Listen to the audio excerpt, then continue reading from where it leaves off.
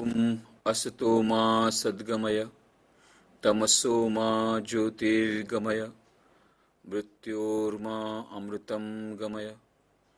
ओम शांति शांति शांति। મિત્રો, આપને સૌને મળીને ખૂબ જ આનંદ છે। સૌ પહેલા તો ગુજરાત સરકારને હાર્દિક અભિનંદન આપું છું કે મોડર્ન ટેકનોલોજીનો સદુપયોગ, આમ તો દુરુપયોગ તો ઘણો થતો આવ્યો છે, ટેકનોલોજીનો દુરુપયોગ પણ થઈ શકે, સદુપયોગ પણ થઈ શકે, પણ આ ટેકનોલોજીનો ખૂબ સદુપયોગ કરીને આજે આ શક્ય બન્યું છે કે લાખો વિદ્યાર્થીઓ સાથે હું એક સાથે ચર્ચા કરી શકું। છેલ્લા 30 વર્ષોથી વિદ્યાર્થીઓ સાથે હું મળતો આવ્યો છું, ઘણી બધી શિબિરો કરી છે, પણ એ કોઈ જગ્યાએ 1000, કોઈ કે 2000, કોઈ જગ્યાએ 500, વધારેમાં વધારે આંકડો એકવાર છે 40,000નો કલકત્તામાં યુવા શિબિરનો, પણ અહીંયા આ આંકડો સૌથી મોટો છે કે 2 લાખ વિદ્યાર્થીઓ સાથે મળવાનું થાય છે। બહુ સરસ આનંદ છે। ગુજરાત સરકારને હાર્દિક અભિનંદન છે, એનો આભાર માનું છું કે મને આ તક આપી છે કે આ સંદેશો જે આજે બહુ મહત્વપૂર્ણ સંદેશો છે એ બધા વિદ્યાર્થીઓ અને શિક્ષકો સુધી પહોંચી શકે। આજે આપણે જે વર્તમાન પરિસ્થિતિમાં છીએ એ બહુ જ વિકટ કાળમાં આપણે પસાર થઈ રહ્યા છીએ। ઘણી બધી સમસ્યાઓ આપણા સમાજ સામે છે, ફક્ત આપણા દેશ સામે છે એટલું નહીં, વિશ્વમાં ઘણી બધી સમસ્યાઓ છે। હું તાજેતરમાં અમેરિકા જઈને આવ્યો, 5મી ઓગસ્ટે પાછો ફર્યો 1.5 મહિનાના લેક્ચર ટૂર પછી, અને એમાં 19th international Congress on Vedanta ત્યાં મેસેચ્યુસેટ્સ યુનિવર્સિટીમાં હતી, અને એમાં એ લોકોએ મારો વિષય રાખ્યો હતો practical Vedanta for happiness and peace. અને જેટલા મારા 20 લેક્ચર થયા એમાંથી મોટાભાગના લેક્ચર્સમાં એમણે વિષય એક જ રાખ્યો હતો, how to get happiness and peace. સમજી શકો છો, આધુનિક માનવ શાંતિની શોધમાં છે। કેટલા બધા પુસ્તકો પ્રકાશિત થઈ રહ્યા છે। એક પુસ્તક છે ડેરેક હમ્ફ્રીઝ લિખિત પુસ્તક ધી ફાઇનલ એક્સિટ, અને પુસ્તક પોતે પણ એક્સિટ થઈ ગયું, મળતું નથી। ઘણી મુશ્કેલીથી એક પુસ્તક મેળવ્યું। હું જાણવા માંગતો તેમાં લખ્યું છે શું ખબર છે? એમાં શું લખ્યું છે? How to commit suicide. આત્મહત્યા કેવી રીતે કરવી એના વિવિધ નુસ્ખા બતાવ્યા છે, અને પુસ્તક ખૂબ વેચાઈ રહ્યું છે, બેસ્ટ સેલર પુસ્તક, લાખો પ્રતો વેચાઈ ગઈ। જાપાનમાં જે બેસ્ટ સેલર પુસ્તકનું નામ છે the complete manual on committing suicide. ફ્રાન્સનું બેસ્ટ સેલર પુસ્તકનું 3.5 લાખ પ્રતો છપાઈ ગઈ અને વેચાઈ ગઈ ત્યાં જાપાનમાં, અને કેટલાક લોકો તો પુસ્તક હાથમાં લઈને જેવી રીતે બતાવ્યું હતું એવી રીતે એ આત્મહત્યા કરીને મરી ગયા, આત્મ પુસ્તક લઈને। ફ્રાન્સનું બેસ્ટ સેલર પુસ્તકનું નામ છે સુસાઇડ યુઝર્સ મેન્યુઅલ। બધાને આત્મહત્યા કરવી છે આજે। આપણા મનમાં એક ઇક્વેશન છે જેટલા અહીંયા ભારતમાં છે, H is directly proportional to M, where H is equal to happiness and M is equal to money। જીવનમાં જેટલો પૈસો આવશે એટલું જીવનમાં સુખ આવશે। પણ જો આપણે સ્ટેટિસ્ટિકલ એનાલિસિસ જોઈએ તો વિશ્વમાં 3 દેશો એવા છે કે જ્યાં સૌથી વધારે પર કેપિટા ઇન્કમ છે, અમેરિકા, જાપાન અને સ્વીડન। જો કે અમેરિકામાં હવે બહુ મોટું ઇકોનોમિક રિસેશન આવી રહ્યું છે, કેટલા બધા લોકો જોબલેસ થઈ રહ્યા છે, 6 મહિનાથી કેટલા લોકોને સેલેરી નથી મળી, એ હું હમણાં જોઈને આવ્યો। પણ તેમ છતાં પર કેપિટા ઇન્કમ હજી છે, ધીરે ધીરે એમાં પણ અસર થઈ રહી છે। પણ એ પર કેપિટા ઇન્કમ આટલી બધી હોવા છતાં જે વિશ્વના 3 દેશોમાં સૌથી વધારે પર કેપિટા ઇન્કમ છે એ દેશોમાં, અને 3 દેશો એવા છે કે જેમાં સૌથી વધારે લોકો આત્મહત્યા કરે છે, અને એ 3 દેશોનું નામ શું? અમેરિકા, જાપાન અને સ્વીડન। અને 3 દેશોમાં લોકો માનસિક રીતે અસ્વસ્થ થઈ રહ્યા છે, સાયકેટ્રિક પાસે જઈ રહ્યા છે, અને 3 દેશો અમેરિકા, જાપાન અને સ્વીડન। તો જુઓ ઇક્વેશન શું છે? H is not proportional to M, it is inversely proportional to M। જ્યાં જેટલો પૈસો વધારે ત્યાં એટલું બધું દુઃખ વધારે। પણ એનો અર્થ એ નથી કે જીવનમાં પૈસાની વધારે જરૂર નથી, જીવનમાં પૈસાની વધારે જરૂર છે જ, પણ માત્ર પૈસા દ્વારા બધી સમસ્યાઓનો ઉકેલ ન મળી શકે અને જીવનમાં સુખ શાંતિ ન આવી શકે। શિક્ષણનું મુખ્ય ધ્યેય હોવું જોઈએ મનુષ્યને વધારે સુખી બનાવવો અને એને શાંતિ આપવી। પણ આજે આટલા લોકો વધારે ને વધારે જેટલા શિક્ષિત થઈ રહ્યા છે, તમે જુઓ, જે લોકો શિક્ષિત નથી થયા અને જે લોકો શિક્ષિત થયા છે એ બંનેમાં કોણ વધારે સુખી છે? કોણને વધારે શાંતિ છે? તો કહેવાનો અર્થ છે કે કંઈક ને કંઈક આપણી શિક્ષણમાં ખામી છે। જે હોય તે યુનેસ્કોના રિપોર્ટ પ્રમાણે 54% યુવકો સાધારણ રીતે નથી મળતા, એમનું મૃત્યુનું કારણ હોય છે આત્મહત્યા. ડ્રગ એડિક્શન ખૂબ વધી ગયું છે યુવકોમાં, અને એટલા જ માટે યુનેસ્કોએ એક મેન્ડેટ આપ્યું હતું, એક ફરમાન આપ્યું હતું કે આપણે એજ્યુકેશન ટુ ડુ નહીં, એજ્યુકેશન ટુ બી, એના ઉપર મહત્વ આપવું પડશે. કે તમે શું કરો છો એ વધારે મહત્વનું નથી, પણ તમે કેવા બનો છો શિક્ષણ દ્વારા એ વધારે મહત્વનું છે. એના માટેનું એમણે આપ્યું હતું. અને હમણાં યુનેસ્કોએ એક નવો મંત્ર આપ્યો છે, એ છે education dash the treasure within. ખજાનો છે એ અંદરમાં છે. એની વાત જે આપણા શાસ્ત્રો, ભારતીય શાસ્ત્રો હજારો વર્ષોથી કરતા હતા, હવે એ વાત યુનેસ્કો પણ સ્વીકાર કરે છે. તો મુખ્ય વાત છે કે આ દેશ વિદેશમાં આટલી બધી સમસ્યાઓ જે છે, લોકોના મનમાં શાંતિ નથી, સ્ટ્રેસ મેનેજમેન્ટ બહુ મોટી સમસ્યા બની ગઈ છે, લોકોના મનમાં અશાંતિ છે, જનરેશન ગેપ આવી ગઈ છે, જેની વાત એલ્વિન ટોફલરે ઘણા વખતો પહેલા કરી દીધી હતી. અને આ કન્ઝ્યુમરિઝમ બહુ મોટા પાયા પર આવી ગઈ છે, કન્ઝ્યુમરિઝમ, ઉપભોક્તાવાદ. અને હવે નવો એક રોગ પાછો આવ્યો છે, એફ્લુએન્ઝા. અને અમેરિકામાં હવે લોકોએ, વાલીઓએ એફ્લુએન્ઝા રેઝિસ્ટન્ટ સોસાયટી બનાવી છે પોતાના બાળકોને એફ્લુએન્ઝાથી બચાવવા માટે. એફ્લુએન્ઝા એટલે જેમાં બાળકોને જેમ જેમ વધારે વસ્તુઓ મળે એમ એમ એમની અશાંતિ વધતી જાય.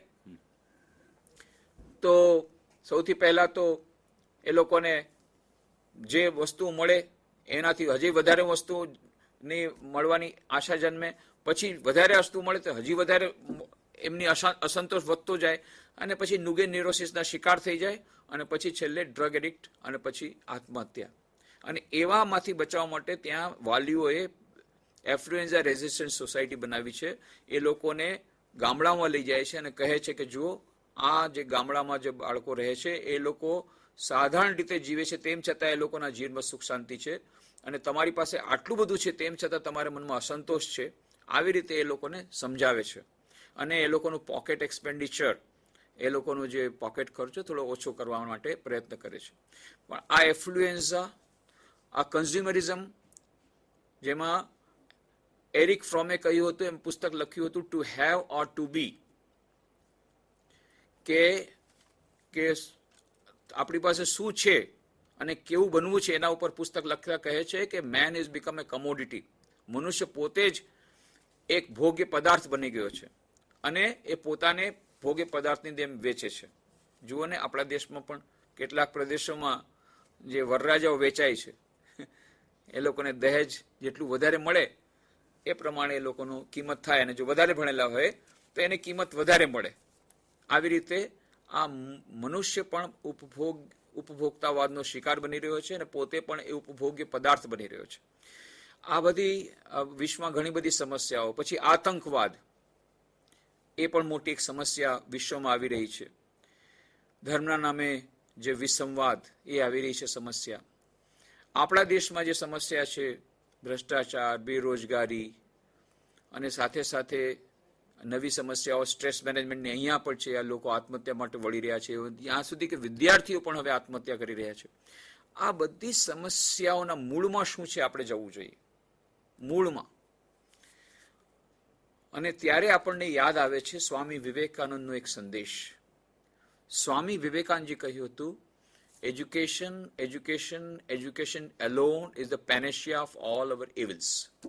શિક્ષણ, શિક્ષણ, શિક્ષણ. આપણી બધી સમસ્યાઓનું એકમાત્ર સમાધાન છે શિક્ષણ. એક જાદુઈ ચિરાગ છે શિક્ષણ, કે જેના દ્વારા વિશ્વની બધી સમસ્યાઓ, દેશની બધી સમસ્યાઓ, સમાજની બધી સમસ્યાઓનું નિરાકરણ થઈ શકે છે. અને માત્ર શિક્ષણ દ્વારા જ આ બધી સમસ્યાઓનું સમાધાન થઈ શકે છે, એના સિવાય બીજો કોઈ ઉપાય નથી. નાન્ય પંથા વિદતેનાય, એના સિવાય બીજો કોઈ ઉપાય નથી. એકમાત્ર જાદુઈ ચિરાગ એ છે શિક્ષણ. પણ કેવા પ્રકારનું શિક્ષણ? જે પ્રકારનું શિક્ષણ મોટા ભાગની સંસ્થાઓમાં આપણે આપી રહ્યા છીએ એવું શિક્ષણ નહીં. સ્વામી વિવેકાનંદજીએ કહ્યું હતું, what we want is man making education, character building education. મનુષ્ય નિર્માણકારી શિક્ષણ, ચારિત્ર નિર્માણ વાળું શિક્ષણ. અને હું ક્યારેક મજાકમાં કહું છું, આપણે જે આપી રહ્યા છીએ શિક્ષણ એ છે રાક્ષસ દિનબાળકારી શિક્ષણ. રાક્ષસ એટલે કોણ? એટલે બે શિંગડા વાળા રાક્ષસ નહીં. હો, આજે હું રાક્ષસ એવું છું, મોડર્ન રાક્ષસ તો મોડર્ન ડ્રેસમાં આવે. આ જે રાક્ષસની વાત કરું છું એ રાક્ષસ છે બીજા પ્રકારના. ભરતરી નામના મહાન વિચારક થઈ ગયા અને એમણે કહ્યું, બહુ સુંદર એમનું પુસ્તક છે નીતિ શતકમ, અને એમાં તેઓ લખે છે, એમાં તેઓ એક શ્લોક આપે છે કે આ સમાજમાં 4 પ્રકારના મનુષ્યો છે. કયા કયા 4 પ્રકારના? એતે સત્પુરુષાઃ પરાર્થ ઘટકાઃ સ્વાર્થાન પરિત્યજ્ય સામાન્યસ્તુ પરાર્થમ ઉદ્યમ અભૃત સ્વાર્થ અવિરોધેનયે તેપી માનવ રાક્ષસાઃ પરહિતમ સ્વાર્થાય નિઘ્નન્તિ યે નિઘ્નન્તિ નિરર્થકમ પરહિતમ તે કે ન જાનીમહે. 4 પ્રકારના મનુષ્યો. પહેલું પુસ્તક, પહેલા પ્રકાર સત્પુરુષ. એ કેવા હોય? પોતાની જાત ઘસીને બીજાની સેવા કરે, આ છે સત્પુરુષ. બીજા સામાન્ય મનુષ્ય. સામાન્ય મનુષ્ય કેવા હોય? પહેલા પોતાનો સ્વાર્થ જોઈએ, પછી બીજાની સેવા કરે. ત્રીજા માનવ રાક્ષસા. દેખાય છે માનવ જેવા, પણ માનવ રાક્ષસ. એ કેવા હોય? પોતાના નાનકડા સ્વાર્થને ખાતર બીજાનું ગમે એટલું નુકસાન કરવા તૈયાર થાય. આ છે માનવ રાક્ષસા. ક્યાં જોવા મળે? તમારા પાડોશમાં જ છે. બધી જગ્યાએ ફેલાયેલા છે. મારે ઉદાહરણ દેવાની જરૂર નથી, એક જ ઉદાહરણ આપું છું. બાકી તો દરેક ક્ષેત્રમાં છે, પણ કોઈ પોતાના ઉપર નહીં ઓળી લેતા કે ભાઈ મારી વાત આવે છે, તમારી વાત નથી કરતા. કોઈ એક એક્ઝિક્યુટિવ એન્જિનિયર એ શું કરે? ટેબલની નીચેથી 10 લાખ રૂપિયા લઈ લે અને પેલા બિલ્ડરને કહે, તું તારે સિમેન્ટમાં જેટલી રેતી ભેળવી ભેળવ, પણ મને 10 લાખ રૂપિયા ટેબલની નીચેથી દઈ દે લાંચમાં. અને પછી પેલા બિલ્ડર ભાઈ એ સરકારનો એક બહુ સરસ બાંધ બનાવે. હવે એમાં સિમેન્ટ તો બહુ જ ઓછી હોય, રેતી જ રેતી હોય. અને પછી જોરદાર વરસાદ આવે. વરસાદ આવે પછી શું થાય? હવે આમાં તો રેતી જ રેતી છે, એટલે ડેમ ધરાશયી થઈ જાય. હજારો લોકો બેઘરબર થઈ જાય, સેંકડો લોકો મરી જાય, દેશને કરોડોનું નુકસાન થાય. પણ પેલા એક્ઝિક્યુટિવ એન્જિનિયર શું કહે છે? કોઈ બાત નહીં, મેરા તો મકાન બન ગયા 10 લાખ में, देश जाए भाड़ में, समाज जाए भाड़ में. આ છે માનવ રાક્ષસા. બધા દેશોમાં છે, આપણા દેશમાં પણ છે, આપણા દેશના બધા પ્રદેશોમાં છે. ક્યાંક વધારે, ક્યાંક ઓછા. હું બિહારમાં હતો, ત્યાં 10 વર્ષ હતો, એટલે મને ત્યાંનો અનુભવ જરા વધારે છે આ માનવ રાક્ષસાનો. પરંતુ છે બધી જગ્યાએ, ઓછા વધતા પ્રમાણ. અને દરેક ક્ષેત્રમાં છે. મેં તો એક જ ઉદાહરણ આપ્યું. અમારે ઉદાહરણ મારે દેવું પડે ને થોડુંક, એટલે બીજું એક દઈ દઉં. આમ તો બધી જગ્યાના ઉદાહરણ છે. હું જ્યારે રાજકોટમાં રામકૃષ્ણ જ્યોતનું સંપાદન કરતો, ત્યારે અમારા એક ભક્ત બહેન ગયા હતા મુંબઈ એક વિશેષજ્ઞ બતાવવા માટે, એમના કોઈ સંબંધીને લઈને. પાછા આવીને કહ્યું, સ્વામીજી સાચું કહું, અમે લોકો ત્યાં ગયા, પહેલો પ્રશ્ન શું પૂછ્યો ડોક્ટરે? પેલા જે વિશેષજ્ઞ ડોક્ટર હતા એમણે એ ન પૂછ્યું કે કેટલા વખતની બીમારી છે, શું બીમારી છે, શું તકલીફ છે, કાંઈ ન પૂછ્યું. પહેલો પ્રશ્ન પૂછ્યો, કેટલો ખર્ચો કરી શકશો, બજેટ શું છે, બજેટ પ્રમાણે રોગ બતાવશું, અમારી જ પ્રયોગશાળામાં લેબોરેટરીમાં ટેસ્ટ કરાવશું, અને પછી તમારો 3.5 લાખનો જો બજેટ હોય તો કોઈ વાંધો નથી, 3.5 લાખની અંદર અમે બધું કરી નાખશું. એમાં લેબોરેટરી ટેસ્ટ પણ થશે, નહીં જરૂર હોય તોય ઓપરેશન કરાવી દેશું. અને જો કદાચ ઓપરેશન થિયેટર પર દર્દી મરી જાય તો એની ચિંતા નહીં કરતા, આ સ્મશાન યાત્રાનો ખર્ચ આ પેકેજમાં સામેલ છે. આ છે આ માનવ રાક્ષસા. આવા માનવ રાક્ષસ દરેક ક્ષેત્રમાં છે. આ ત્રીજા પ્રકારના મનુષ્યો. અને ભરતરી કહે છે ચોથા પ્રકારના મનુષ્યો છે, પણ મેં માથું ખૂબ ખજવાડ્યું, મને એનું નામ જોડતું નથી. તે કે ન જાની મહે, મને નામ જોડતું નથી, પણ તમને કામ બતાવી દો. ત્રીજા પ્રકારના એવા હોય એ પોતાના નાનકડા સ્વાર્થને ખાતર બીજાનું ગમે એટલું નુકસાન કરવા તૈયાર થાય. ચોથા પ્રકારના એવા હોય કે પોતાને કોઈ ફાયદો ન થતો હોય, બીજાના નુકસાનમાં જેને આનંદ આવે. કોઈના ઘરમાં આગ લાગી ગઈ, બહુ મજા આવી ગઈ, તાલી પાડે, અરે ભાઈ પણ તમને કઈ ફાયદો થયો ના, એના ઘરમાં આગ લાગી, એમને બહુ મજા આવી ગઈ. વિદ્યાર્થીઓમાં પણ તમે જુઓ, કોઈ વિદ્યાર્થી ફેલ થાય, બહુ મજા આવી ગઈ, પણ એમાં તને ભાઈ એકય નંબર વધારે મળ્યો કે ના, એ ફેલ થયો અને બહુ મજા આવી ગઈ. જે બીજાના દુઃખથી જે પોતે સુખ પામે, પોતાનો કોઈ સ્વાર્થ ન સધાતો હોય, આ તો રાક્ષસ કરતા આગળ. કે રાક્ષસો તો પોતાના સ્વાર્થને ખાતર બીજાને નુકસાન કરે છે, આને તો પોતાનો સ્વાર્થ સધાતો નથી, બીજાના નુકસાનમાં આનંદ આવે છે. આ રાક્ષસ કરતા ખરાબ છે. ચોથા પ્રકારના મનુષ્ય. આ 4 પ્રકારના મનુષ્યોની વાત ભરતેરી કરે છે. અને મેં હમણાં લેટેસ્ટ રિસર્ચ કરી છે, 5મા પ્રકારના છે, કદાચ એ વખતે નહીં હોય. 5મો પ્રકાર છે. એ ભરતેરી નથી કહેતા, આ તો મેં મારી રિસર્ચ કરીને કહ્યું. હવે 5મા પ્રકાર, ચોથા પ્રકારનું નામ નથી આવડતું, 5મા પ્રકારનું નામ નહીં આવડું, નહીં હું કહી શકું, પણ હું તમને કામ બતાવી દઉં. ચોથા પ્રકારને એવા હોય કે પોતાનો કોઈ સ્વાર્થ ન સધાતો હોય, છતાં બીજાના નુકસાનમાં જેને આનંદ આવે. અને 5મા પ્રકારને એવા છે કે બીજાના નુકસાનમાં એટલો બધો આનંદ આવે કે પોતાનું નુકસાન કરીને બીજાનું નુકસાન કરે. તમે વાર્તા સાંભળી હશે. એક માણસ હતો, બેરોજગાર હતો. હવે આપણું શિક્ષણનું આ એક મોટું પ્રધાન છે, બેરોજગારી. એટલે અનએમ્પ્લોયડ ગ્રેજ્યુએટ. એટલે બેરોજગાર હતો. હવે રોજ એની પત્ની મેણા મારે, શું તમે કઈ કરતા નથી, શું તમે કઈ કરતા નથી. એટલે બિચારો કંટાળીને ઘરથી ભાગી ગયો. ભાગીને પછી જંગલમાં એક કોઈ સાધુ બાવા સાથે મુલાકાત થઈ ગઈ. સાધુ બાવાની સેવા કરી, સાધુ બાવા બહુ પ્રસન્ન થઈ ગયા. બોલ બેટા, तुझे ज्ञान का रास्ता बताऊं ना भक्ति का रास्ता बताऊं. साधु बाबा, ज्ञान भक्ति कई નથી જોતું, કઈક જંતર મંતર આપો, કોઈ મંત્ર આપી દો કે મારું દળદળ ફીટી જાય અને મારે પૈસાનું બધું જુગાડ થઈ જાય ને, એવું કઈક જાદુ ચમત્કારિક કોઈ મંત્ર આપો. બધાને ત્યારે ચમત્કાર જોઈએ છે. પછી કે છે અમે ઠગાઈ ગયા. પણ ભાઈ તું આ માટે તમે ચમત્કાર પાછળ જાઓ છો. જે હોય તે, આપણે એ વાતમાં હમણાં નથી જતા. હવે સાધુબાઈએ ઘણું સમજાવ્યું, ચમત્કાર પાછળ નહીં જાય, કે ના ના, મને કઈ ચમત્કારિક મંત્ર આપો. જા, તે આટલી બધી સેવા કરી છે, ઠીક છે, હવે આ મંત્ર તને આપું છું. આ મંત્રનો તું પાઠ કરીશ સમુદ્રને કિનારે જઈને, તો સમુદ્ર દેવતા તારા ઉપર પ્રસન્ન થશે. ગયો, મંત્ર લઈ અને સમુદ્ર કિનારે ગયો. સમુદ્ર કિનારે જઈ અને મંત્ર શરૂ કર્યા અને ખરેખર સમુદ્ર દેવતા પ્રકટ થઈ ગયા. બોલો શું જોઈએ છે? એ સમુદ્ર દેવતા, તમે તો અંતર્યામી છો. આ પત્ની રોજ મેણા મારે છે, હવે સહન નથી થતું. એવું કંઈક કરો કે મને મેણા ન સાંભળવા પડે, અને આ બધું મારે પાસે પૈસો નથી, કાંઈ નથી, બધું થઈ જાય. તથાસ્તુ. અને સમુદ્ર દેવતા તરત જ એક શંખ એના હાથમાં આપ્યો. લે, આ શંખ તને આપું છું. આ શંખની પૂજા કરીને તું જે માગીશ એ તત્કાળ તને મળશે. અને પેલો તો રાજીના રેડ થઈ ગયો અને શંખ લઈને જવા મળ્યો. પણ સાંભળ, તું જે માગીશ એ તને તત્કાળ મળશે, પણ તારા પાડોશીને વગર માંગીએ બમણું મળશે. જ્યાં સાંભળ્યું તો બેભાન થઈ ગયું. કારણ કે પાડોશી સાથે રોજ ઝઘડો ચાલતો હતો કે ભાઈ મેં આટલી બધી મહેનત કરી અને હું જે માગીશ એ મને મળશે, પણ પેલા પાડોશીને વગર માંગે બમણું મળશે. બહુ દુઃખી થઈને ઘરે આવ્યો.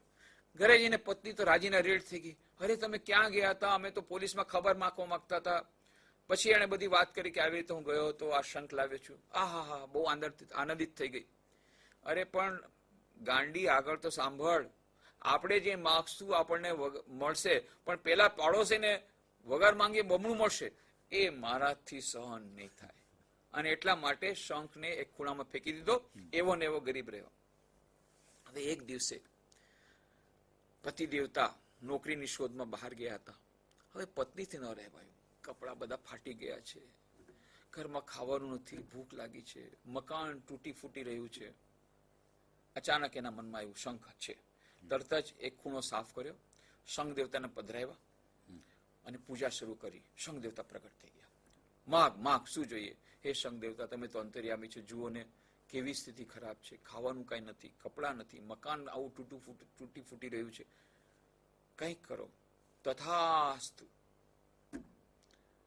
સાંજે પતિ દેવતા પાછા આવ્યા. આવીને જુએ કે એનું મકાને દેખાતું નથી, એનો પાડોશીનું મકાન દેખાતું નથી. આ તો ક્યાં રસ્તો ભટકી ગયો, ક્યાં આવ્યો? ત્યાં તો 3 મલ્ટી સ્ટોરી બિલ્ડિંગ એને દેખાઈ. અને ત્રીજી મલ્ટી સ્ટોરી બિલ્ડિંગના ઉપરના માળેથી કોઈ સુંદર સ્ત્રીને બોલાવી રહી છે, આવો આવો આવો. હે, આ કોણ બોલાવી રહી છે? પાછળ જઈને જોયું, ત્યાં જઈને જોયું પોતાની પત્ની. ઓળખાતી નથી, નવા કપડા પહેર્યા છે. અરે શું થઈ ગયું? અરે આ તો તમારા જ પ્રતાપે છે. આ જો તમે શંખ લાવ્યા એને કારણે જુઓ મારા કેટલા સુંદર વસ્ત્રો આવી ગયા, કેટલી સુંદર બિલ્ડિંગ બની ગઈ, કેટલું સુંદર મકાન બની ગયું. ચાલો ચાલો, કેટલા સરસ ભોજન આવી ગયા છે, આવો ભોજન કરવા બેસો બેસો બેસો. હે, તમે રડો છો? તમને આનંદ નથી આવતો? આટલું સરસ આપણું મકાન બની ગયું. અરે ગાંડી, ત્યાં તો જો પેલાના 2 મકાન બની ગયા, પેલા પાડોશીના. તારું તો એક જ બન્યું. આમાં મને ક્યાંથી આનંદ આવશે? રડવા માંડી ગયો. અરે હું શંખ લાવ્યો, મહેનત મેં કરી, અને પેલો પાડોશી જેની સાથે મારી દુશ્મની છે એના 2 મકાન બની ગયા. અરે એના 2 મકાન બની ગયા. આખી રાત સૂતો નહીં, રડતો રહ્યો. છેલ્લે શું કર્યું? સવારનો પોર થયો, બસ એક ખૂણો સાફ કર્યો, શંખ દેવતાને પધરાવ્યા, પૂજા શરૂ કરી. શંખ દેવતા પ્રગટ થઈ ગયા. માગ માગ, શું જોઈએ? હે શંખ દેવતા, જો તમે મારા પર પ્રસન્ન થઈ ગયા હો તો મારા મકાનની સામે કૂવો બની જાય. તરત જ એના મકાન સામે કૂવો બની ગયો. એના પેલા 2 મકાન સામે 2 કૂવા બની ગયા. હે શંખ દેવતા, જો તમે મારા પર પ્રસન્ન હો, મારી એક આંખ ફોડી નાખો. તરત જ એની એક આંખ ફૂટી ગઈ. પેલા પાડોશીની બંને આંખ ફૂટી ગઈ, આંધળો થઈ ગયો અને કૂવામાં પડી મરી ગયો. અને હવે નાચવા લાગ્યા. આહા, બહુ મજા આવી ગઈ, મજા આવી. આ છે 5મા પ્રકારના. પોતાની આંખ ફોડીને પણ પાડોશીને મારી નાખે અને એટલો આનંદ આવે, પોતાનું નુકસાન બીજાને નુકસાન કરે. આ છે 5મા પ્રકારના. અત્યારે આપણા સમાજમાં માનવ રાક્ષસો ઘણા છે, તમને ચારે તરફ મળશે. 3જા પ્રકારના, 4થા પ્રકારના છે, 5મા પ્રકારના છે. બીજા પ્રકારના સામાન્ય મનુષ્ય બહુ ઓછા છે. અને સત્પુરુષ માઇક્રોસ્કોપથી જોવા પડે, નથી જડતા. એટલા માટે સ્વામી વિવેકાનંદજી કહ્યું હતું, what we want is man making education, character building education. મનુષ્ય નિર્માણકારી શિક્ષણ જોઈએ, ચારિત્ર નિર્માણ વાળું શિક્ષણ જોઈએ. જ્યાં સુધી આ નહીં આવે, આપણા દેશની કોઈ સમસ્યાનું સમાધાન નહીં થાય અને આપણા વિશ્વની કોઈ સમસ્યાનું સમાધાન નહીં થાય. 16મી એપ્રિલ 2003ના રોજ હું રાષ્ટ્રપતિ ભવનમાં હતો. ડોક્ટર એપીજે અબ્દુલ કલામ સાથે મુલાકાત હતી. હું ગયો હતો, એક સીડી અમે બનાવી હતી, એમના લેક્ચરની સીડી અમે બનાવી હતી. 13મી ફેબ્રુઆરી 2002ના રોજ તેઓ પોરબંદર આવ્યા હતા. ત્યારે હું પોરબંદરમાં હતો. ત્યારે રાષ્ટ્રપતિ નહોતા બન્યા, પણ અમે લોકોએ ગુજરાતમાં જે ભૂકંપ આવ્યો હતો એ ભૂકંપના રાહતના ભાગ રૂપે અમે 81 શાળાઓ બનાવી હતી ગુજરાત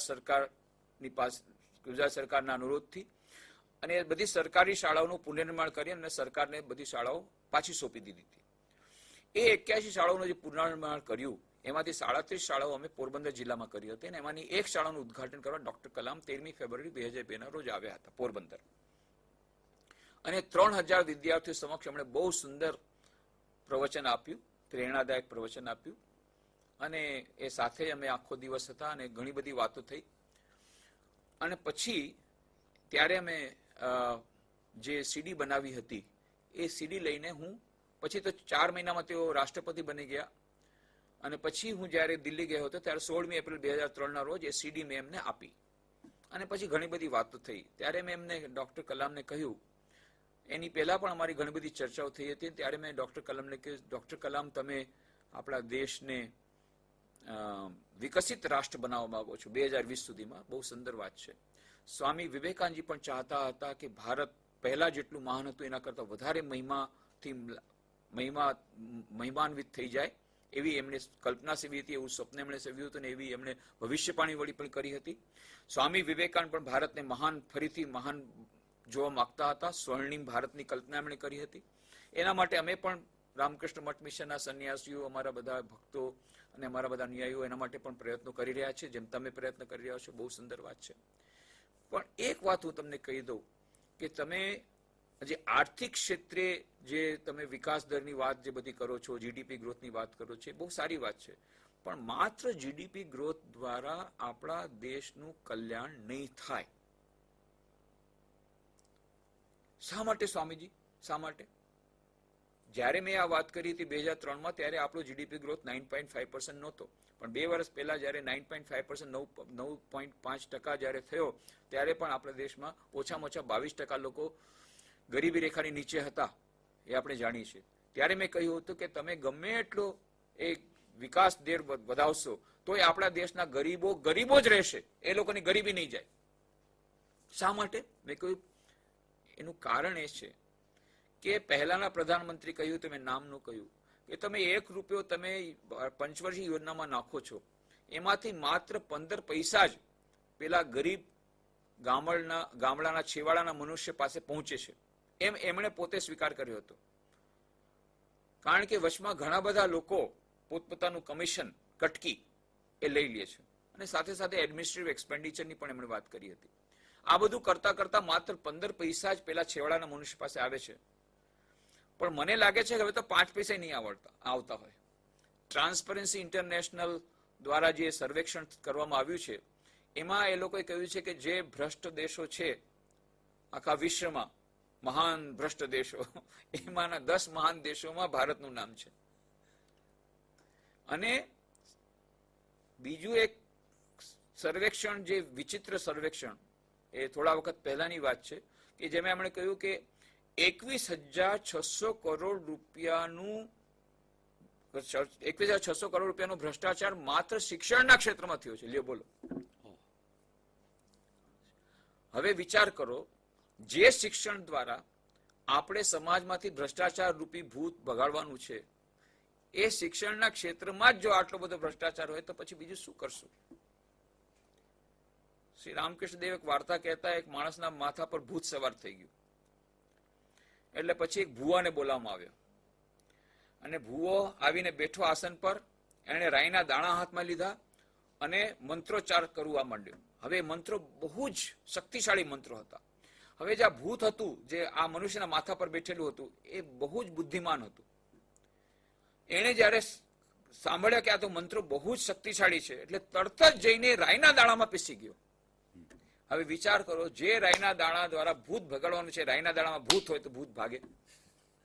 એવી જ રીતે જે શિક્ષણ દ્વારા આપણે સમાજમાંથી ભ્રષ્ટાચાર રૂપી ભૂત ભગાડવાનું છે, એ શિક્ષણના ક્ષેત્રમાં જ જો આપણે ભ્રષ્ટાચાર હોય તો કેવી રીતે થાય? પણ આ હકીકત છે. જે હોય તે, મેં ત્યારે ડોક્ટર કલામને કહ્યું હતું કે આવી રીતે આ જ્યાં સુધી ભ્રષ્ટાચાર રૂપી રાક્ષસ આપણા સમાજમાં છે, ત્યાં સુધી માત્ર આર્થિક વિકાસ દ્વારા આપણા ગરીબોની ગરીબી દૂર નહીં થાય. પછી એમણે પૂછ્યું, તો પછી સમાધાન શું છે? આ સમસ્યા હું સ્વીકાર કરું છું કે ભ્રષ્ટાચાર જ્યાં સુધી હશે ત્યાં સુધી આપણા દેશની સમસ્યાનું સમાધાન નહીં થાય. What is the solution Swamiji? સમાધાન તો બતાવો. મેં કહ્યું સમાધાન તો છે જ. જે વાત આપણે 15મી ઓગસ્ટ 1947 કરવી જોઈતી હતી, એ હવે આપણે કરીએ. શું? સ્વામી વિવેકાનંદજી કહ્યું હતું, what we want is man making education, character building education. આપણે મનુષ્ય નિર્માણકારી શિક્ષણ જોઈએ છે, ચરિત્ર નિર્માણ વાળું શિક્ષણ જોઈએ છે. કેટલી બધી કમિટીઓ આપણે ત્યાં નિર્મિત થઈ હતી. ડોક્ટર રાધાકૃષ્ણન કમિટી, કોઠારી કમિશન, આ બધી કમિટીઓએ આ રિકમેન્ડેશન કર્યું હતું, આવા સૂચનો કર્યા હતા કે આધ્યાત્મિક શિક્ષણને આપણા શિક્ષણમાં અભિન્ન રૂપે નાખવું જોઈએ. મૂલ્યનિષ્ઠ શિક્ષણ એ આપણા શિક્ષણમાં એનું અમલીકરણ અવશ્ય કરવું જોઈએ. પણ છેવટ સુધી આ બધી જે સૂચનાઓ, આ બધા જે સુઝાવો, આ બધી સલાહો એ અભેરાઈમાં જ રાખવામાં આવી છે. હજુ સુધી આપણા શિક્ષણના ક્ષેત્રમાં એનું અમલીકરણ નથી થયું. એના કારણો ઘણા બધા હોઈ શકે, પણ આ નથી થયું એ વાત સાચી છે. એને જ કારણે આજે આપણે જોઈએ છીએ આ જેટલી સમસ્યાઓ છે, એ બધું એકમાત્ર એના કારણે કે આપણે વિદ્યાર્થીઓને physics, chemistry, mathematics, geography, history, medical science, engineering, બધું સરસ ટેકનિકલ ટ્રેનિંગ આપીએ છીએ, સારા એન્જિનિયર બનાવીએ છીએ, ઉત્કૃષ્ટ એન્જિનિયર, ઉત્કૃષ્ટ ડોક્ટર, વિષયનું જ્ઞાન આપણે આપીએ છીએ. પરંતુ સારા માણસ કેવી રીતે બનવું, જીવનમાં સમસ્યા આવે ત્યારે સમસ્યાઓનો સામનો કેવી રીતે બહાદુરીપૂર્વક કરવો, આ લાઈફ સ્કિલ આપણે નથી બતાવતા. જીવનમાં જ્યારે સમસ્યા આવે ત્યારે કેવી રીતે બહાદુરીપૂર્વક લડવું, સાથે સાથે જીવનમાં સુખ શાંતિ કેવી રીતે મળી શકે, અને પછી આ સત્યનું પાલન, સત્યમેવ જયતે આપણો રાષ્ટ્રીય મંત્ર છે. પરંતુ આ સત્યનું પાલન શા માટે કરવું, કેવી રીતે કરવું, એની કોઈ વિશેષ કેળવણી આપણી પાસે નથી. આપણે માત્ર કહેવાથી તો નહીં થાય, કહેવા પ્રમાણે કરવું પણ પડે, એનું અમલીકરણ કરવું પડે, ને એનું ડિમોન્સ્ટ્રેશન કરવું પડે, એને દર્શાવવું પડે, તો જ એની અસર વિદ્યાર્થીઓ પર થઈ શકે. એટલા માટે મેં ડોક્ટર કલામને કહ્યું કે આપણે જેટલા આપણા મહાન મહાન કેળવણીકારો થઈ ગયા છે એ બધા કેળવણીકારોએ આ જે વાત કહી છે એમને આપણે સન્માન આપીએ, અને જો આપણી કેળવણીની જે પદ્ધતિ છે એમાં આમૂલ પરિવર્તન લાવીએ અને જીવનલક્ષી શિક્ષણ, મૂલ્યનિષ્ઠ શિક્ષણ એને સૌથી વધારે આપણે મહત્વ આપીએ. બધી પ્રકારનું શિક્ષણ આપીએ. જે હું એમ નથી કહેતો કે ટેકનિકલ નોલેજ, ટેકનિકલ આપણે શિક્ષણની જરૂર નથી. ટેકનિકલ શિક્ષણ આપીએ, વિજ્ઞાનનું શિક્ષણ આપીએ, એન્જિનિયરિંગ મેડિકલનું શિક્ષણ આપીએ, બધું સારામાં સારી ઉત્કૃષ્ટતા, એક્સલન્સ જરૂરી છે. પણ ઉત્કૃષ્ટતાની સાથે સાથે મૂલ્યનિષ્ઠ શિક્ષણની પણ એટલી જરૂર છે, વધારે જરૂરિયાત છે, કારણ કે આ પાયામાં છે. નહીં તો તમે ઉત્કૃષ્ટ એન્જિનિયર બનાવશો અને ઉત્કૃષ્ટ એરોપ્લેનમાં બેસીને ઉત્કૃષ્ટ રીતે વર્લ્ડ ટાવરને વિનાશ પામશે અને ઉત્કૃષ્ટ વિનાશ કરી નાખશે. પણ આ બધા આપણી ઉત્કૃષ્ટ શિક્ષણ પદ્ધતિમાં દાખલ થયેલા, માત્ર ઉત્કૃષ્ટતા દ્વારા નહીં થાય.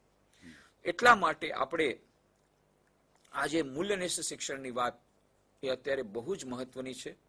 ડોક્ટર કલામે કહ્યું કે સ્વામીજી તમારી વાતથી હું સંમત થાઉં છું. અને પછી મેં એમને કહ્યું કે અમે લોકો ઘણી બધી સંસ્થાઓ, અમારી પોતાની શૈક્ષણિક સંસ્થાઓ જે છે રામકૃષ્ણ મિશનની, એમાં તો અમે મૂલ્યનું શિક્ષણ આપી જ રહ્યા છીએ, પણ બીજી ઘણી બધી સંસ્થાઓ પણ આના માટે પ્રયત્નશીલ છે. અને સાથે સાથે હવે અમે એવી સંસ્થાઓ પણ કરી રહ્યા છીએ જે બાકી બધી સંસ્થાઓ માટે એક રિસોર્સ સેન્ટર તરીકે કામ કરે, મૈસૂરમાં, હૈદરાબાદમાં, અને હવે પોરબંદરમાં અમે શરૂ કરી રહ્યા છીએ Vivekananda institute of value education culture, વિવેક.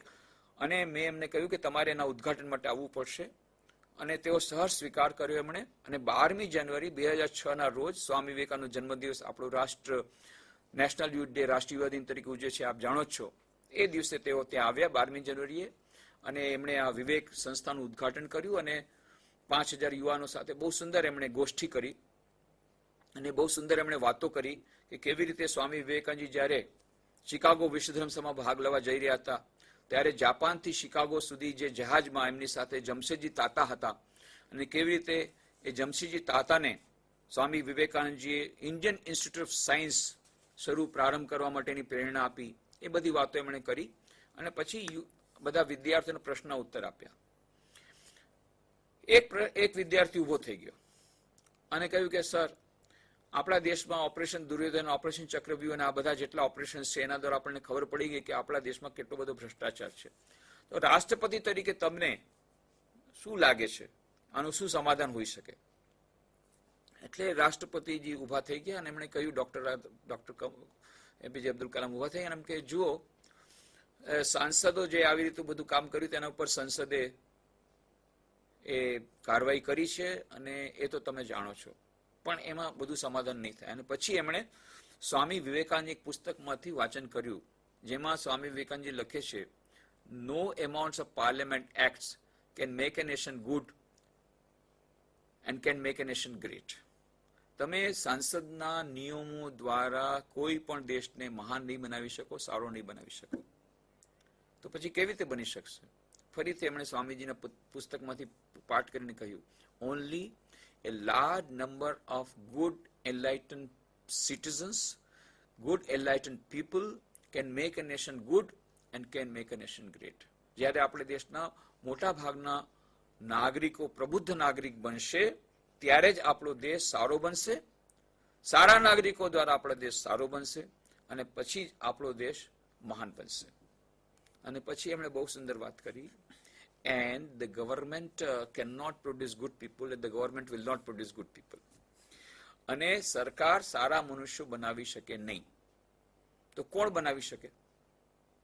માત્ર 3 લોકો કરી શકે, father, mother and the teacher.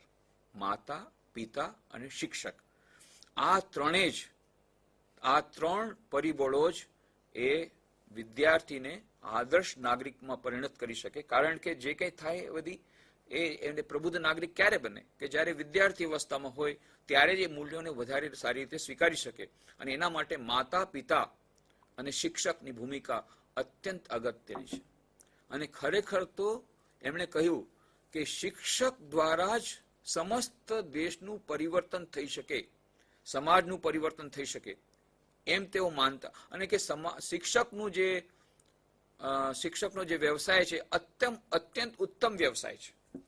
અને માત્ર મોઢેથી બોલ્યા એટલું જ નહીં, કારણ કે એ 12મી જાન્યુઆરી જેવું બોલ્યા હતા એની અમે સીડી બનાવી, અને પછી પાછો હું 22મી ઓગસ્ટ 2006 ના રોજ આસામ જતો હતો ત્યારે દિલ્હી ગયો, રાષ્ટ્રપતિ ભવન પાછો ફરી ગયો, અને એમણે સમય મેં માગ્યો 5 મિનિટ, પાછું એમણે 15 મિનિટ આપી સામેથી ચાલીને, અને પછી ઘણી બધી વાતો થઈ. ત્યારે મેં આ સીડી જ્યારે વાત પાછી આપી ત્યારે મેં કહ્યું કે ડોક્ટર કલામ, હવે તો હું પોરબંદરથી મારું ટ્રાન્સફર થઈ ગયું છે વડોદરા.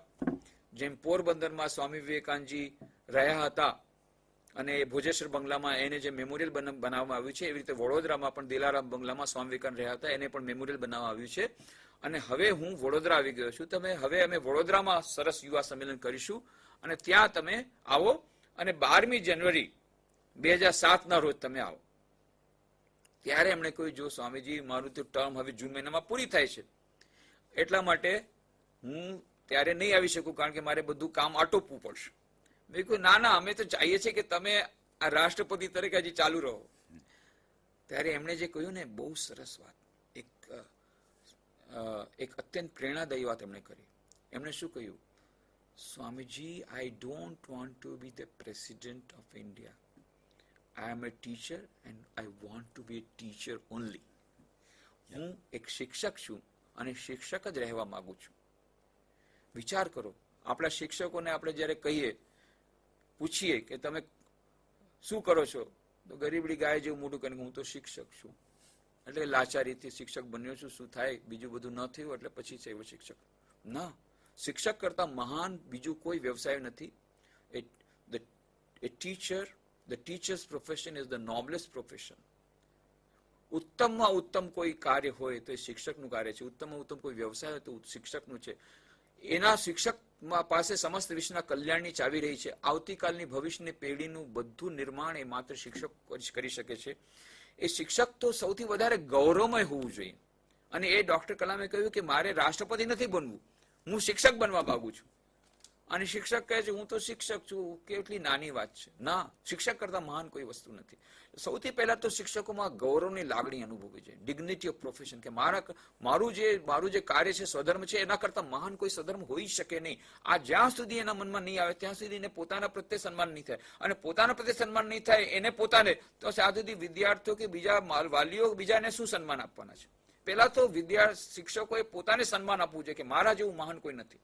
એનો અર્થ એ નથી કે અહંકારી બને, પરંતુ ખરેખર આ વાત છે કે શિક્ષકનું કાર્ય એની મોટી જવાબદારી પણ છે. જ્યારે આ ભાન આવશે કે મારા કરતા મહાન દુનિયામાં કોઈ નથી, મારા આ જે વ્યવસાય છે એના કરતા મહાન વ્યવસાય કોઈ નથી.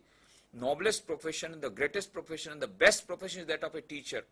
કે ઉત્તમ કાર્ય હોઈ શકે અને સારામાં સારું જે ઉમદામાં ઉમદા કોઈ કાર્ય હોઈ શકે તે શિક્ષકનું છે. એ જો શિક્ષકોને ખબર પડે તો પછી પોતાની મેળે એમાં નિષ્ઠા, ડેડિકેશન એ બધું આવી જાય, જે હોય તે. પણ આ શિક્ષકનું બહુ મહાન, શિક્ષકના માથે મોટી જવાબદારી છે.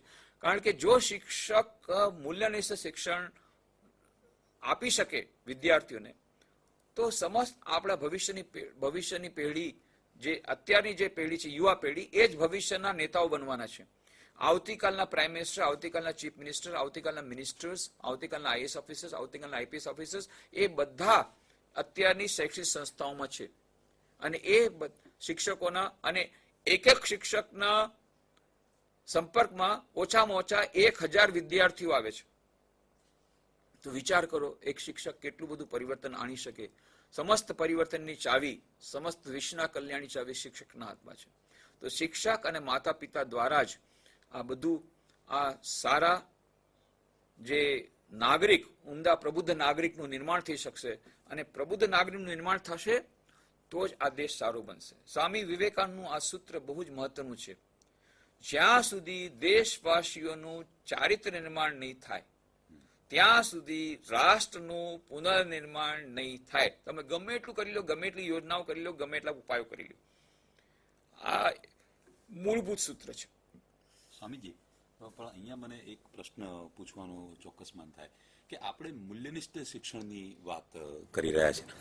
હવે સાંપ્રત જે શિક્ષણ પદ્ધતિ અને જે સેટઅપ આપણો જે એજ્યુકેશનનો છે અને જે રીતના આપણે શિક્ષણનો પ્રવાહ ચાલી રહ્યો છે એ સંજોગોમાં આ સેટઅપની અંદર મૂલ્યનિષ્ઠ શિક્ષણ આપવું તો કેવી રીતે આપવું, આ એક પ્રશ્ન. અને બીજો એ કે કેટલાક વિદ્યાર્થીઓ કે અધ્યાપકો અત્યારે વિચારતા પડે કે આપણે મૂલ્યનિષ્ઠ શિક્ષણ કહીશું કોને. આ બે વાતો સ્પષ્ટ કરવા હું વિનંતી કરીશ. બહુ સુંદર. હવે આ બે પ્રશ્નો ઉત્તર આપું પહેલા હું જે વાત કરતો તો પૂરી કરી લઉં. જી. એક વિદ્યાર્થી હતો. હવે એ તોફાની બારકસ, ચૂપચાપ બેસે નહીં. એના પિતાજી તો પરેશાન થઈ ગયા, મારે આજે આટલું બધું કામ છે ને આ તોફાની બારકસ તો મને કામ નહીં કરવા દે. એટલે પેલા છોકરાને બોલાવે, ગગલા અહીંયા આવતો. એટલે ગગલા આવ્યો. જો આજે મારે ઘણું બધું કામ છે એટલે હું મારું કામ અહીંયા કરીશ. હું તને એક કામ સોંપું છું, તારે પાસેના ઓરડામાં જઈ અને કામ પૂરું કરીને પછી મારી પાસે આવવાનું, એની પહેલા નહીં આવવાનું. હો ગગલાએ કહ્યું. હવે પિતાજી વિચાર કર્યો શું કામ આપું કે આખો દિવસ એ વ્યસ્ત રહે ને હું પણ મારું કામ કરી શકું. બહુ વિચાર કરીને એમણે શું કર્યું, ભારતનો નકશો લીધો, એને નાના નાના ટુકડા કર્યા. જા આખો ભારતનો નકશો ઠીક કરીને લઈ આવો. એમને ખબર હતી કે આને ભૂગોળનું તો કંઈ જ્ઞાન છે નહીં. ક્યાં કાશ્મીર, ક્યાં કન્યાકુમારી, ક્યાં આસામ, ક્યાં ગુજરાત, આ બધું કરતા કરતા આખો દિવસ નીકળી જશે અને હું મારું કામ કરીશ. મોકલી દીધો છે ગગલાને. હવે તો આ તો ગયો પાસેના ઓરડામાં. 5 મિનિટમાં ગગલો હાજર. તને કીધું તું ને કામ કરીને આવજે. હા કર્યો છું. જોયું ભારતનો નકશો? એકદમ બરાબર ભારતનો નકશો, સંપૂર્ણ નકશો, ક્યાંય પણ કોઈ ખામી નહીં. કાશ્મીર, કન્યાકુમારી, આસામ, ગુજરાત, અમદાવાદ, ગાંધીનગર, વડોદરા, બધું પોતપોતાની જગ્યાએ એકદમ જરા પણ ખામી નહીં. અરે આ કેવી રીતે કર્યું? આ તો સરળ વાત છે. આખા ભારતને એક કરવું સરળ વાત છે. રાષ્ટ્રીય એકતા કેટલી મોટી સમસ્યા છે. આખા રાષ્ટ્રને તો કેવી રીતે એક કરી નાખ્યો. ત્યારે એને કહ્યું કે જો વાત એમ છે કે હું તો ત્યાં નકશાના ટુકડા લઈને ગયો અને ગોઠવવા માંડી ગયો, પણ જોયું કે મારાથી તો આ થશે નહીં. એટલે હું આ ટુકડાઓથી રમવા માંડી ગયો. રમતા રમતા જોયું કે પાછળમાં એક મનુષ્યની છબી છે. મેં માણસના હાથ, પગ, મોઢું, માથું બધું ઠીક કરી અને એને જોડી દીધા. માણસને જોયો, આખો દેશ પોતાની મળે ઠીક થઈ ગયો.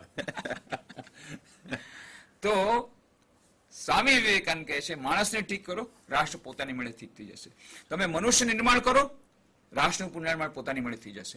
અત્યારે જે વિદ્યાર્થીઓ છે સ્કૂલ કોલેજોમાં, એ લોકોને જો ચારિત્ર નિર્માણની એવી જાતનું શિક્ષણ મળે કે એટલી બધી એ લોકોને પ્રેરણા મળે પોતાના શિક્ષકો પાસેથી, વાલીઓ પાસેથી કે નહીં સત્યમેવ જયતે, હું સત્યનું પાલન કરીશ અને સત્યનું પાલન કરતા કરતા મૃત્યુ પણ મળે તો એનો સામનો કરીશ, પણ હું સત્ય સાથે બાંધછોડ નહીં કરું. એવી જાતની એનામાં સત્યવાદી હરિશ્ચંદ્ર જેવી એનામાં એક ભાવના આવી જાય. અને સાથે સાથે કે ભાઈ પ્રામાણિકતા, કે કાલે સવારે મને હું જયારે એન્જિનિયર બનું 10 કરોડની મને ઓફર આવે તો પણ હું લાત મારીને ફગાવી દઉં, એવી જાતની મારામાં નૈતિક હિંમત આવી જાય.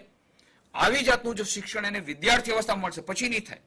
પછી આ પ્રલોભનથી પોતાની માટે બચાવી નહીં શકે, કારણ કે આખું સમાજ અત્યારે ઉપભોક્તાવાદ તરફ જઈ રહ્યો છે. ત્યારે જયારે એની પત્ની કહેશે અરે મારે તો રોજ નવી સાડી જોઈએ ને રોજ નવા ઘરેણા જોઈએ, તો બિચારો પછી શું કરે, એ પછી જાશે ભ્રષ્ટાચાર કરવા. પણ જો વિદ્યાર્થી અવસ્થામાં એને આ મૂલ્યનિષ્ઠ શિક્ષણની વાત થઈ હશે, એવી નૈતિક હિંમતમાં આવશે, તો આવતીકાલે જયારે મોટો એન્જિનિયર બનશે તો એ પ્રલોભનને લાત મારીને ભગાવી દેશે. વિચાર કરો, જે આતંકવાદી, એન્જિનિયર, ભણેલા ગણેલા આવી રીતે જે કાર્ય કરી રહ્યા છે, આતંકવાદ બીજું શું છે? આતંકવાદ બીજું કઈ નથી.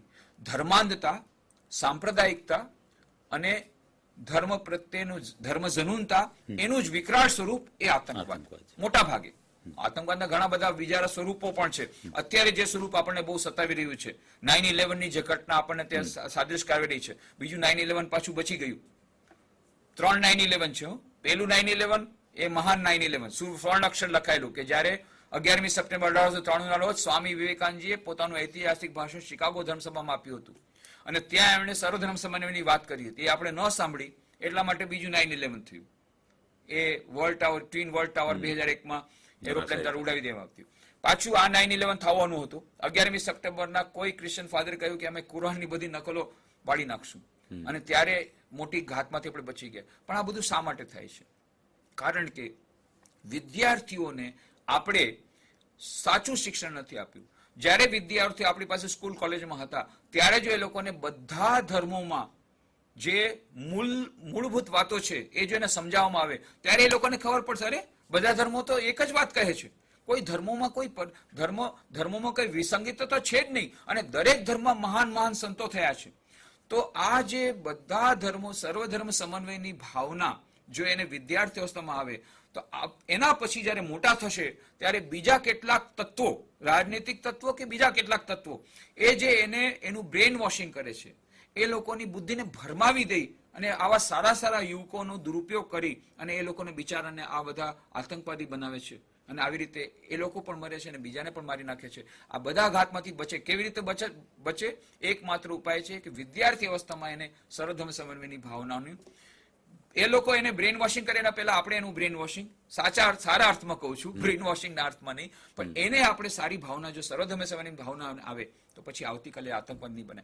આજે જો એ લોકોને આ પ્રામાણિકતાનો સારો પાઠ એ લોકો સમજી શકે અને એને જીવનમાં ઉતારી શકે તો આવતીકાલે એ લોકો ભ્રષ્ટાચારી ઓફિસર કે ભ્રષ્ટાચારી એ બિઝનેસમેન એ નહીં બને. તો કહેવાનો અર્થ છે બધી સમસ્યાઓનું એકમાત્ર સમાધાન છે મૂલ્યનિષ્ઠ શિક્ષણ છે. હવે મૂલ્યનિષ્ઠ શિક્ષણમાં આપે જે બે પ્રશ્નો પૂછ્યા છે એનો જવાબ હું આપું. નંબર 1 તો વર્તમાન જે પદ્ધતિ છે, જે આપણી શિક્ષણ પદ્ધતિ ચાલી રહી છે એમાં આપણે કેવી રીતે આ મૂલ્યનિષ્ઠ શિક્ષણને લાવી શકાય. બિલકુલ આમૂલ પરિવર્તન જો લાવી શકાય તો બહુ સારું, નહીં તો ઓછામાં ઓછું જે અત્યારે આપણે તરત કરી શકીએ એની વાતો હું દરેક સ્કૂલ કોલેજમાં કરું છું. એ છે કે કમસે કમ અઠવાડિયામાં 1 કલાક તમે મૂલ્યનિષ્ઠ શિક્ષણ માટે આપો. સૌથી પહેલા તો મૂલ્યનિષ્ઠ શિક્ષણમાં પહેલી વાત આપણે યાદ રાખવાની છે, values are never taught, values are always caught. મૂલ્યોને ક્યારે તમે આપી નહીં શકો, મૂલ્યનો તો એ પોતે ગ્રહણ કરે છે. એટલા માટે સ્વામી વિવેકાનંદે સંદેશો આપ્યો તો બી એન્ડ મેક, પહેલા પોતે મહાન બનો પછી બીજાને મહાન બનાવો, પહેલા પોતાનું ચારિત્ર ઘડતર કરો પછી બીજાનું ચારિત્ર ઘડતર કરો. એટલે વાલીઓએ અને આ જે લોકો નેતૃત્વ કરી રહ્યા છે, બધા નેતાઓએ, વાલીઓએ, ધર્મગુરુઓએ, માતા પિતાઓએ, શિક્ષકોએ બધાએ પોતાનું જીવન દ્વારા એ લોકોને બતાવવાનું છે કે હા આજના દિવસે પણ સત્યમેવ જયતે, અસત્યમેવ જયતે નહીં. ઘણા લોકો કહે છે હવે સત્યમેવ જયતે જમાતો ગયો, હવે તો અસત્યમેવ જયતે. એ નહીં, સત્યમેવ જયતે. એ જે પોતાના જીવન દ્વારા બતાવી શકે, દર્શાવી શકે તો જ આ આપણી જે યુવા પેઢી છે એ બહુ બુદ્ધિમાન છે, એ ઈશારામાં સમજે છે. તો એ લોકો પછી એ જે પોતાની નજર સામે જોશે ત્યારે એમાંથી એમને પ્રેરણા મળશે. તો નંબર 1 છે કે યુવા પેઢીને આ પ્રકારનું પ્રદર્શન મળે, આપણે એને પોતાના ચરિત્ર દ્વારા એ લોકોને ઇન્સ્પાયર કરીએ, એ લોકોને પ્રેરણા આપીએ. Number 1. Number 2, audio visual aid. અત્યારે ઓડિયો વિઝ્યુઅલનો જમાનો છે, જે આપણે ટેકનિકલ સાધનોનું જે દુરુપયોગ થઈ રહ્યો છે, ઇન્ટરનેટનો અને બધાનો, એની સામે, અને ટીવીનો, એની સામે એ જ ટીવી જે રાક્ષસ દ્વારા તે વિનાશ થઈ રહ્યો છે, એ જ રાક્ષસને જો આપણે નિયંત્રણમાં રાખી દઈએ તો એ જ રાક્ષસ આપણા માટે બહુ સુંદર આપણને એ લાભદાયી નીવડશે. આ જ ટીવી દ્વારા જો આપણે સારામાં સારો મસાલો આપણે આપી શકીએ ચારિત્ર ઘડતરનો, આ જ ઇન્ટરનેટમાં આપણે જો બહુ સારામાં સારી સામગ્રી આપી શકીએ તો વેલ્યુઝ માટેનો બહુ આપણે એને કહીશું કે ટીવી નહીં જોવાનું તો એ જોવાનો જ છે, પણ ટીવીમાં આ જોવાનું, એના પછી પાછી ચર્ચા કરવાની, સારા કાર્યક્રમો આપવાના. તો આવી રીતે મૂલ્યનિષ્ઠ શિક્ષણ માટે 1 તો છે ઓડિયો વિઝ્યુઅલ એડ. નંબર 2 છે કે જેમની પાસે તેમને પ્રેરણા મળી શકે એ લોકો પોતે પોતાના જીવન દ્વારા એને મૂલ્યો આપે કે જેથી એ મૂલ્યો જોઈને ગ્રહણ કરી શકે. ત્રીજું છે કે કમસે કમ અઠવાડિયામાં 1 વાર 1 કલાક દરેક શૈક્ષણિક સંસ્થામાં મૂલ્યનિષ્ઠ શિક્ષણ માટેની વાત હોય કે જેમાં વિદ્યાર્થીઓ જે પોતે મૂલ્યનિષ્ઠ શિક્ષણ સંબંધમાં જે કંઈ વાંચેલું હોય એનું પ્રેઝન્ટેશન કરે. હવે આ કેટલા બધા ફાયદા છે. અત્યારે વાંચે ગુજરાત એક બહુ સુંદર યોજના ચાલી રહી છે, એની સાથે એને સાંકળી લઈએ. વાંચે ગુજરાત અંતર્ગત એ લોકો દર અઠવાડિયે કમસે કમ એક નાનકડું પુસ્તક વાંચે અને વારા ફરતી એ બધા 5-5 મિનિટ માટે પ્રેઝન્ટેશન જે કંઈ વાંચેલું 5 મિનિટ કે 15 મિનિટમાં એ લોકો પ્રેઝન્ટેશન આપે વારા ફરતી.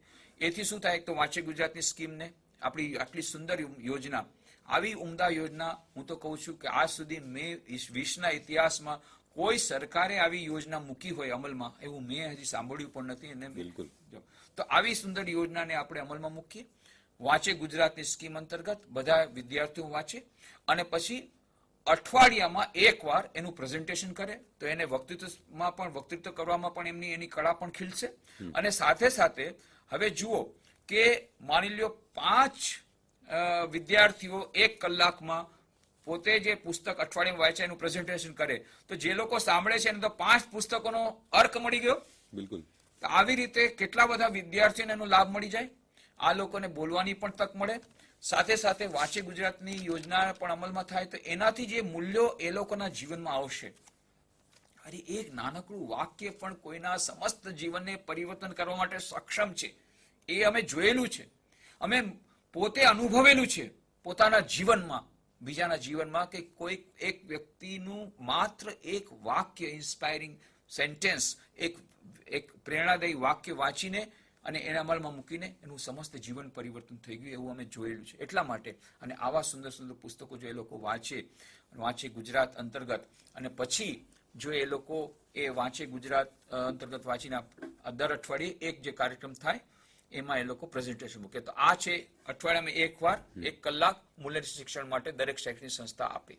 બીજું, ઘણી બધી જાતની સ્પર્ધાઓ યોજવામાં આવી શકે.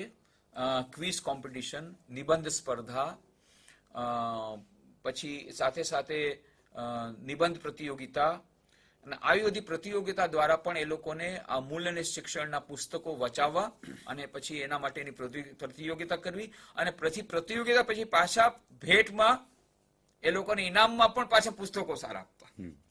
તો એની સાથે વાંચે ગુજરાત પણ થઈ જાય અને મૂલ્યનિષ્ઠ શિક્ષણ પણ થઈ જાય. એટલે મૂલ્યનિષ્ઠ શિક્ષણ અને વાંચે ગુજરાતને આપણે એનું ડોવટેલિંગ કરવું પડે, એ બંને મેળવી દેવા પડે તો અદ્ભુત એનું પરિણામ આવશે. તમે જોશો ખૂબ સુંદર પરિણામ આવશે. અને આ મૂલ્યનિષ્ઠ શિક્ષણ માટેની અને ઓડિયોવિઝ્યુઅલ એડની પણ મેં વાત કરી છે, એ પણ આપણે દરેક શૈક્ષણિક સંસ્થામાં યોજી શકીએ. અને આ જે અત્યારે આપણે કરી રહ્યા છીએ એ પણ આ મૂલ્યનિષ્ઠ શિક્ષણ માટેનો એક પ્રયોગ છે કે જેમાં એક સાથે લાખો વિદ્યાર્થીઓને આપણે મૂલ્યનિષ્ઠ શિક્ષણનું આ એક ભાથું મળી રહ્યું છે. અને આવી જાતના કાર્યક્રમો પણ વધારે મલ્ટીપ્લાય થઈ શકે, વધારે એની વધી શકે અને ગુણવત્તા પણ એની વધારવી પડે. પણ આવા ઘણા બધા જાતના, મેં તો ફક્ત થોડાક જ અત્યારે ઉદાહરણ આપ્યા. ઘણી બધી રીતે આપણે આ મૂલ્યનિષ્ઠ શિક્ષણને આપણે આપણી શૈક્ષણિક સંસ્થાઓમાં અમલમાં મૂકી શકીએ. બીજો પ્રશ્ન શું હતો? બસ આ જ મારો પ્રશ્ન હતો કે મૂલ્યનિષ્ઠ શિક્ષણ કોને કહીશું, અને આપણી આજની જે પદ્ધતિ છે શિક્ષણ પદ્ધતિમાં એમાં મૂલ્યનિષ્ઠ શિક્ષણને કેવી રીતના અમલમાં મૂકવું, જેનો જવાબ આપે બહુ સરસ આપ્યો. ખૂબ ખૂબ આભાર. બધા શિક્ષકો અને વિદ્યાર્થીઓને ખૂબ ખૂબ શુભેચ્છા.